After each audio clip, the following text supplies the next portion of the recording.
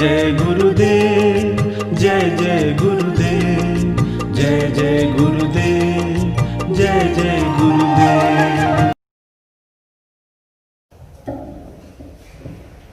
श्रीमद् करुणा सागर महाराज की जय, कैवल धाम की जय, श्री अविचल दास जी महाराज की जय।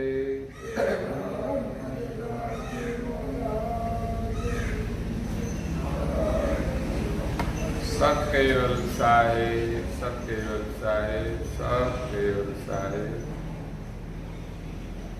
परम गुरु श्रीमद् करुणा सागर महाराज श्री रचित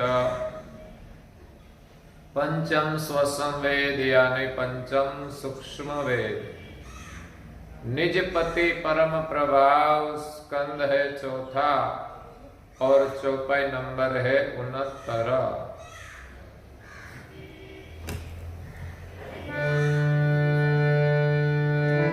प्रगट जाप कैवल मुख जपै, गुप्त मंत्र गुरु ध्यान दर्पै, वर्णे विगत जगत में जन के,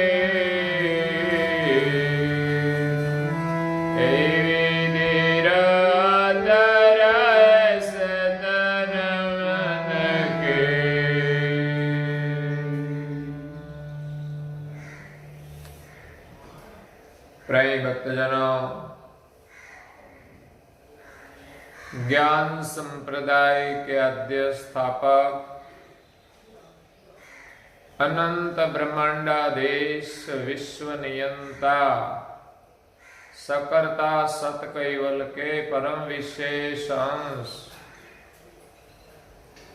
सकर्ता सत कैवल का महाद सजान जान अलौकिक दिव्य स्वरूप को अनेक न्यायों से, प्रत्यक्ष प्रमाण से, स्व अनुभव से प्रतिपादन करने वाले अनंत अंशों के तारणहार, कैवल धर्म धुरंधर, नव बुद्धि के सागर, पंचम स्वसंवेद के रचयिता, महान समर्थ परम श्रेष्ठ परम विभूतिवान, परम दयालु परम कृपा निधि, सर्वज्ञ दिव्य परम गुरु श्रीमद् करुणा सागर जी महाराज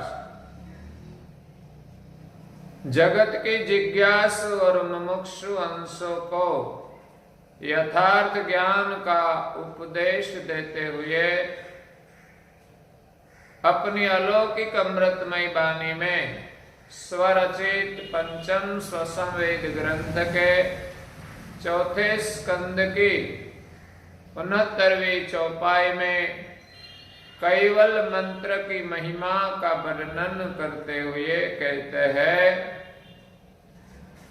कि प्रगट जाप कैवल मुख जपहि, गुप्त मंत्र गुरु ध्यान धरपहि।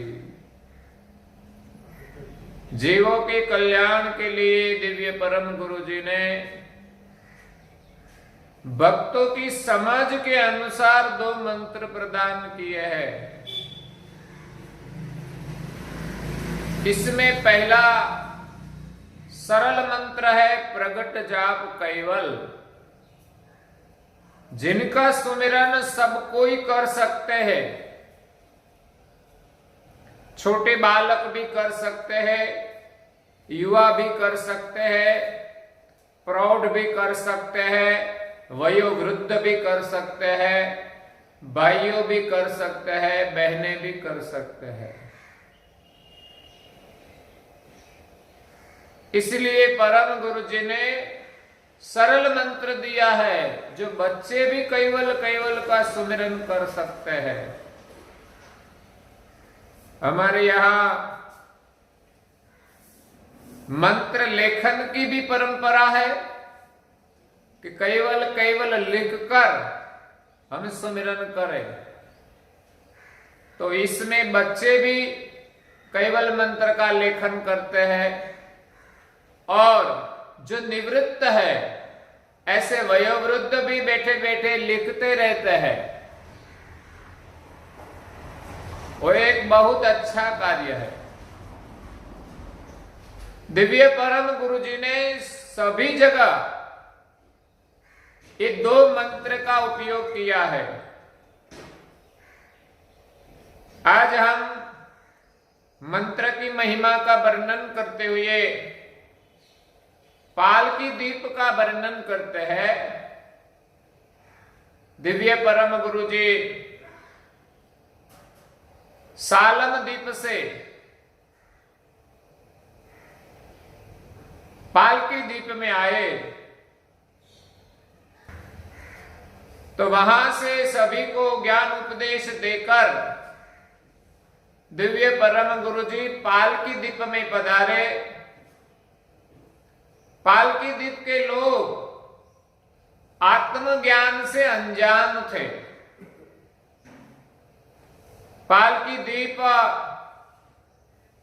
8 योजन के विस्तार का है। इस द्वीप में सल्लारट नाम का एक शहर है, जिस शहर में खलुमंत नाम के राजा निवास करते थे। इस राजा के शहर में बाग बगीचे थे, तालाब थे, कुएं थे। इसीलिए वो शहर अति सुंदर दिखता था। इस शहर में एक बगीचे में दिव्य परम गुरु जी अवधूत रूप धारण करके विराजमान हुए। जो बाग कमल सेठ का था।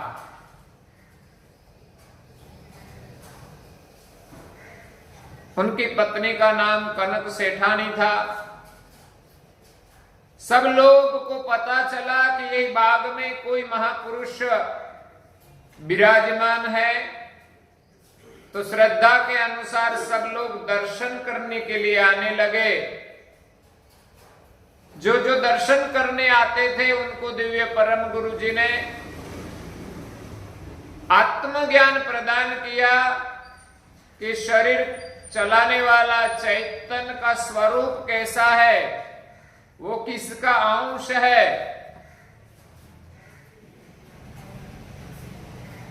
इस प्रकार आत्मज्ञान देते देते लोगों की भीड़ बढ़ने लगी और इस द्वीप में लोग अज्ञानता और अंधश्रद्धा को छोड़कर ज्ञान के मार्ग पर चलने लगे। सल्लारट शहर के सभी भक्तजन कमल सेठ के बाग में विराजमान दिव्य परम गुरु जी का दर्शन के लिए आए, लेकिन इस शहर का जो खलुमंत राजा था उनका परिवार में से कोई नहीं आए थे। एक दिन खलुमंत राजा की जो पटरानी है उनका नाम मधुवंता था। इस रानी को कोई व्याधि लगी।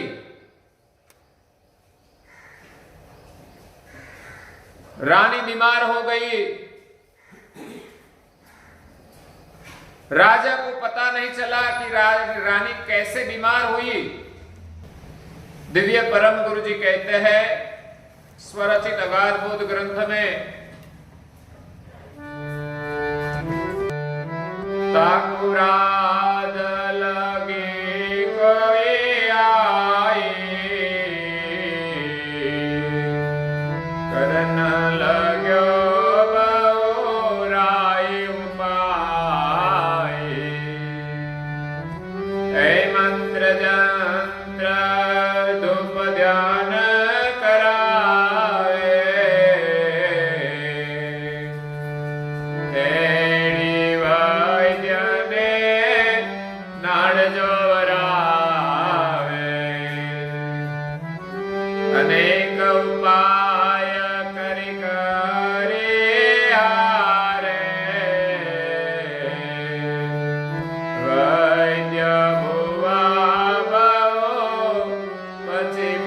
चिहारे तो राज गए नए कोई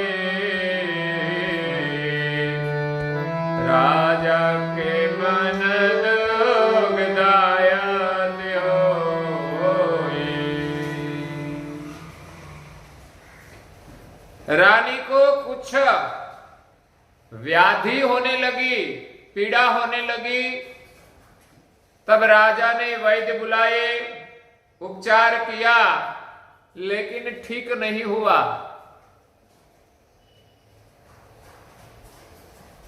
तब राजा ने और भी कुछ उपचार किए, मंत्र जंत्र विधि भी कराई, धूप ध्यान भी कराया, लेकिन रानी की व्याधि दूर नहीं हुई। राजा ने अनेक उपाय किए, जैसे बुआ आदि भी कुछ उपचार करते हैं, दोरा धागा करते हैं, लेकिन उनसे भी कोई सफलता नहीं मिली। रानी की व्याधि कम नहीं हुई। तब राजा की चिंता बढ़ गई। रानी की पीड़ा दुख दिन दिन बढ़ने लगे। तब राजद्वार के सब लोग आकुल व्याकुल हो गए। एक दिन रानी का श्वास सूक्ष्म हो गया, उनका शरीर अचेतन हो गया। तब सबको लगा कि अब रानी जीवित नहीं है।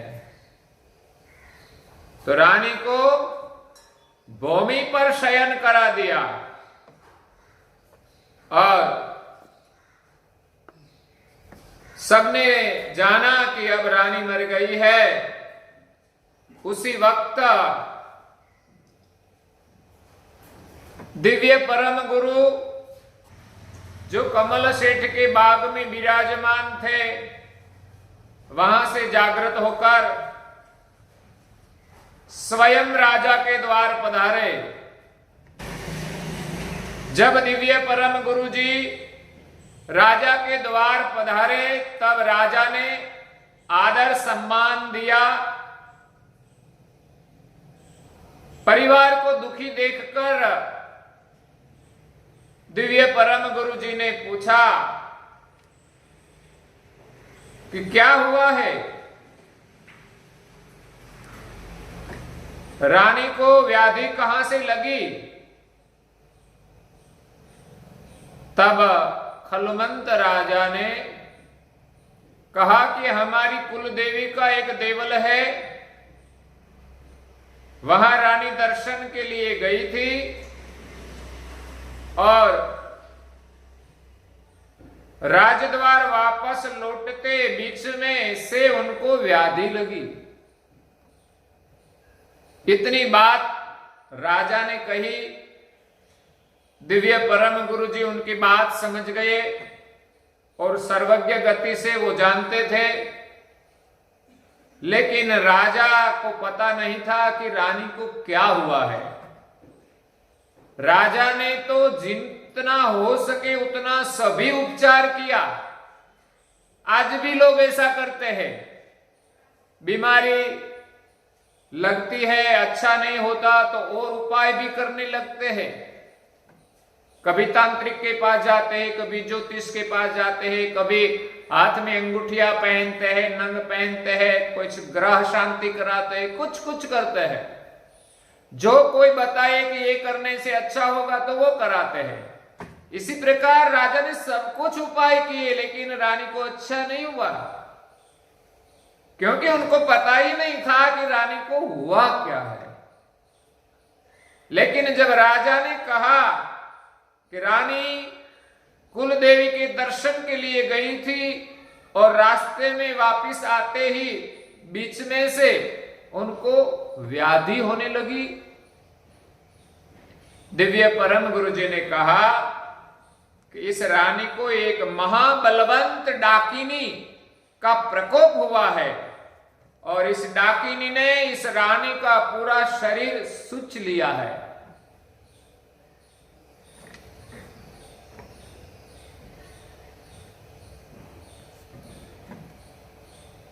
और दिव्य परम गुरु जी कहते हैं कि आप चिंता मत करें। परम गुरु जी ने सर्जनहार का सुमिरन किया, कैवल मंत्र का सुमिरन किया, तब कैवल मंत्र के प्रभाव से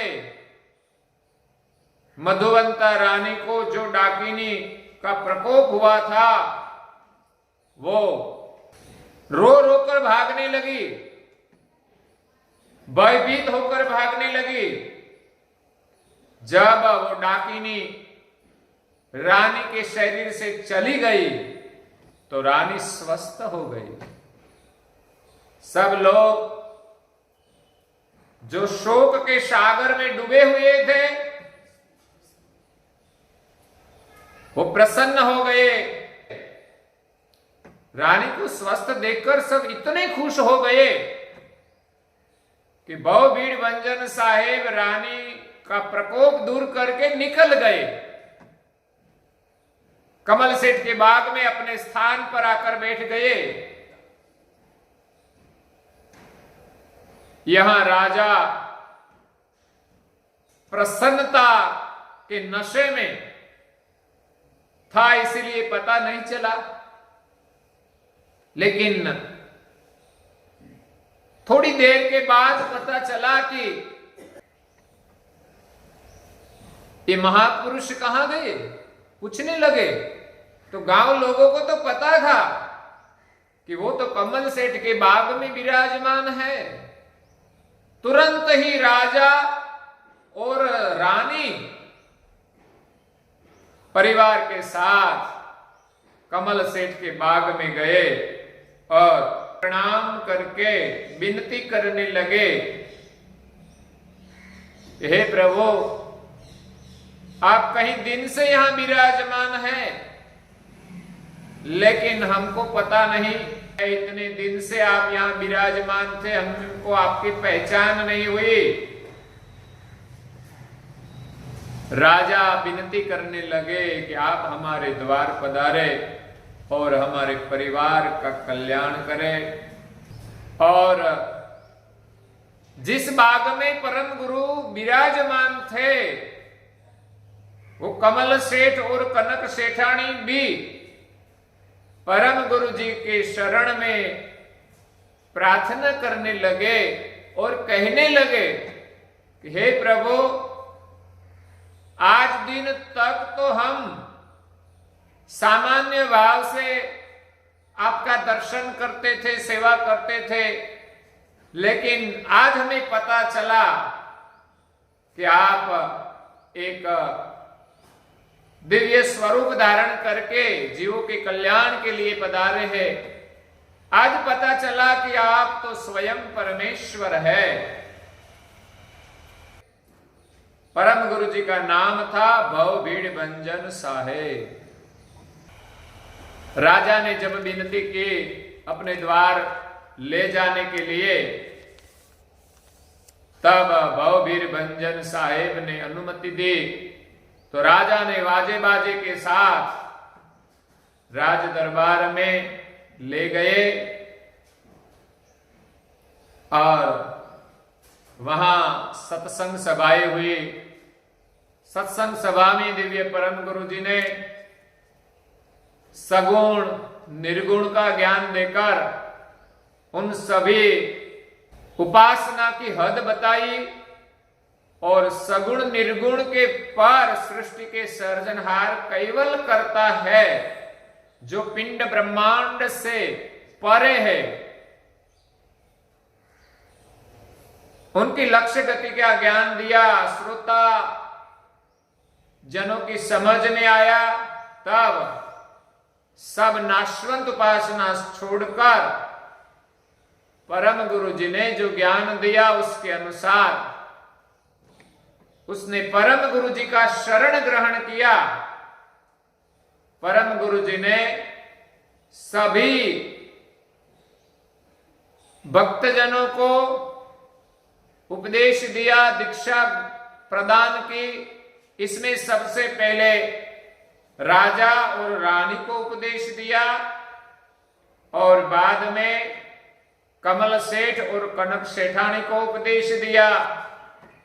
दिव्य परम गुरु जी सबके घर पधरामणी के लिए भी जाने लगे और सब लोग परम गुरु की पधरामणी करके अपने को धन्य मानने लगे कि परमेश्वर ने हमारे घर पर आकर हमारे घर को पावन कर दिया, हमारे परिवार को पावन कर दिया।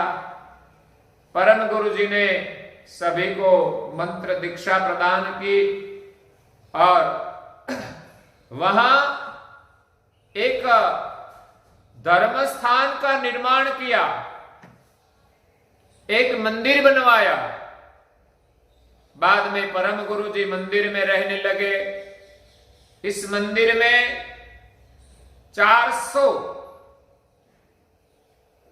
त्यागी साधु थे। वो सब ज्ञानी थे। इसमें कहा जाता है कि 16 संत तारण तरण थे और 16 में द्वे कैवल वेता के समान थे, जिसका नाम था अखिलदास और अलखदास। परम गुरु जी को सभी के प्रति समान प्रेम था, लेकिन संतों का जो भेद है वो थोड़ा समझ के अनुसार होता है। लेकिन आत्मदृष्टि से देखे तो सभी संत निर्मल गति के थे और इस दीप में ज्ञान की जागृति हुई। तब परम गुरु ने सोचा कि अब मेरी यहां कोई जरूरत नहीं है और यहां जो संत है 16 संत तारण तरण थे, दो कैवल वेता के समान थे। वो सब भक्तजनों को ज्ञान प्रदान करेंगे और कैवल का सुमिरन कराएंगे। इसलिए भवबीड़ भंजन साहेब ने खलोमंत राजा को आज्ञा की कि अब एक बड़ा महोत्सव किया जाए। तब राजा ने सबको संदेश दे दिया। गांव-गांव से लोग आए, वहां बाग बगीचे थे, उसमें निवास किया। 7 दिन तक ये मेला चला। इसमें राजा ने भेंट देने के लिए कुछ कापड़ भी मंगवाए और जो साधु संत आए थे उनको सभी को भेंट दक्षिणा प्रदान की। और परम गुरु जी ने कहा कि अब मैं जाता हूं। तब सब लोग दुखी होने लगे। तब परम गुरु जी ने उनका ज्ञान स्वरूप का अनुभव कराया। परम गुरु जी ने उनका जो चैतन्य स्वरूप है उनका ज्ञान दिया। तब सबका स्थूल शरीर का जो भाव था वो थोड़ा कम हुआ और वहां से दिव्य परम गुरु जी सभी को प्रणिपत करके सतकेवल साहेब कहकर अंतर ध्यान हो गए और पाल के द्वीप को छोड़कर हम जो रहते हैं वो जम्बू द्वीप में पधारे। ऐसे तो पालकी द्वीप में एक ब्राह्मण दंपति रहते थे जिसका नाम था हरदेव और सुमंता। उनकी शादी हुई। उनके बाद दोनों ने संकल्प किया कि प्रभु का भजन करने के लिए हम बस्ती को छोड़कर जंगल में जाकर आराम से, ध्यान से, एकाग्रता से प्रभु का सुमिरन करें। तो कितने वैरागवान थे हरदेव और सुमंता। करित योग तजि भोग शोक धरत नहीं मन में, तग्न थई तद रूप कुबेर दो गए युवन में। युवावस्था में गृहस्थाश्रम का सुख छोड़कर दोनों दंपति वैरागी बन गए। संसार सुख छोड़ने का कोई शौक नहीं था। और हमारे जीवन में तो थोड़ा नुकसान होता है तो हम रड़ते हैं, भगवान को प्रार्थना करते हैं कि भगवान मेरा ये नुकसान हो गया। जो नाशवंत है वो नाश होने वाला ही है, फिर भी हम रोते हैं नाशवंत के लिए। और इस शरीर में हमारा जो चैतन्य स्वरूप है उनकी चिंता नहीं करते। तो चैतन्य स्वरूप की खोज के लिए दोनों दंपति गुंजारन वन नाम के अरण्य में चले गए। वहां न कोई रहने का आश्रय था, ऐसे ही जमीन पर लेटते थे, पेड़ पौधे की छाया में रहते थे। दोनों दंपति शरीर सुख की वासना को छोड़कर एक प्रभु का सुमिरन करते थे, प्रभु की खोज करते थे, ध्यान करते थे, प्राणायाम करते थे, योग करते थे। दोनों की वृत्ति निर्मल हुई। जंगल में फल फूल खाकर अपना जीवन निर्वाह करते हैं और निरंतर हरि का सुमिरन करते हैं। तब एक दिन दिव्य परम गुरुजी गुंजारन वन में सहेल करने के लिए गए। तब दोनों नव दंपति वहां तप करते थे। उसने भवबीड़ भंजन साहेब को देखकर खड़े होकर आदर किया, सम्मान दिया और उनके चरण में प्रणाम किया। प्रार्थना करने लगे, विनती करने लगे कि हे प्रभु,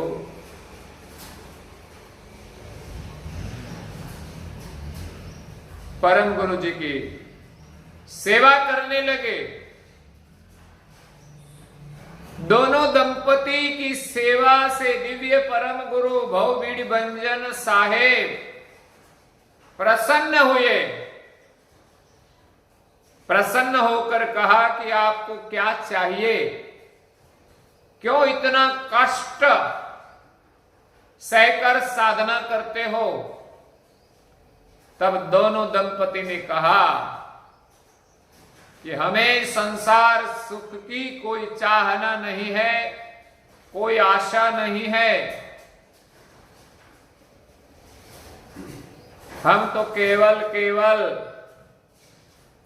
इस जन्म मरण के त्रास से छूटने के लिए यहां साधना करने के लिए आए हैं। तब परम गुरु जी ने वचन दिया कि अवश्य आप दोनों जन्म मरण से मुक्त होंगे, लेकिन उनके लिए आपको और एक अवतार लेना पड़ेगा और एक जन्म लेना पड़ेगा। परम गुरु जी ने कहा कि ये पालकी द्वीप से मुझे जम्बू द्वीप में जाना है, इसलिए आप दोनों दंपति इस शरीर को छोड़कर जम्बू द्वीप में क्षत्रिय कुल में अवतार धारण करें। वहां मैं आपको बाल स्वरूप में प्रकट होकर मिलूंगा और दोनों का कल्याण करूंगा। इस वचन के अनुसार दिव्य परम गुरु पालकी दीप से हरदेव और सुमंता को आशीर्वाद देकर, वचन देकर जम्बूद्वीप में प्रकट होते हैं। तो कैवल मंत्र की महिमा है। परम गुरु जी ने कैवल मंत्र प्रदान करके सभी जीवों का कल्याण किया है। वो कैवल मंत्र जपने का हमें भी आदेश दिया है, आज्ञा दी है। तो हम सब श्रद्धा, प्रेम, नियम और निष्ठा से कैवल का सुमिरन करें। कामकाज करते करते भी कैवल का सुमिरन करें। जितना समय मिले उतना प्रवृत्ति के माध्यम से हम कैवल का सुमिरन करें। प्रगट जाप कैवल का सुमिरन सरल है, इसलिए हम परिवार के सभी सदस्य साथ मिलकर श्रद्धा और प्रेम से कैवल का सुमिरन करें। परम गुरु जी के आशीर्वाद से, कैवल के सुमिरन से हमारा सब काम सफल हो जाएगा। यहां पंचम ससंवेद ग्रंथ में दिव्य परम गुरु जी कहते हैं कि प्रगट जाप कैवल मुख जपहि, गुप्त मंत्र गुरु ध्यान धरपहि। इसी के साथ आज के प्रवचन को यहाँ विराम देते हैं। श्रीमद् करुणा सागर महाराज की जय। श्री कैवल धाम की जय। श्री अविचल दास जी महाराज की जय।